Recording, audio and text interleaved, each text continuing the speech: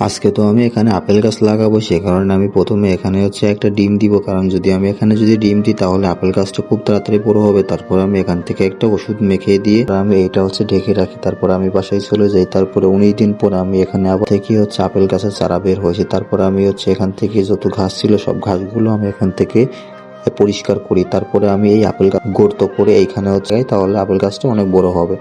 তারপরে এখানে আমি কিছু পানি দিয়ে দিই। তারপর দেখো পরিষ্কার করি। তারপরে আমি এই আপেল গাছটা উঠাই। তারপরে এখান থেকে যত মাটি ছিল সমস্ত মাটিগুলো আমি আস্তে আস্তে ধুয়ে ফেলি। তারপরে আমি একটা জায়গায় যাই, এখানে একটু গর্ত করে এইখানে ওই আগের আপেল গাছের মাটিগুলো দিয়ে এখানে আবার আপেল গাছটা আমি লাগাই দিই। কারণ আমি যদি এই জায়গায় আপেল গাছটা লাগাই তাহলে আপেল গাছটা অনেক বড় হবে। তারপরে আমি এই জায়গাতে সুন্দরভাবে পানি দিয়ে দিই চারিপাশে, কারণ পানি না দিলে আপেল গাছটা বড় হবে না। বন্ধুরা, তারপর কিছুদিন পর এরকম আপেল ধরবে। বন্ধুরা, প্লিজ এই ভিডিওতে একটা লাইক সাবস্ক্রাইব করে দাও।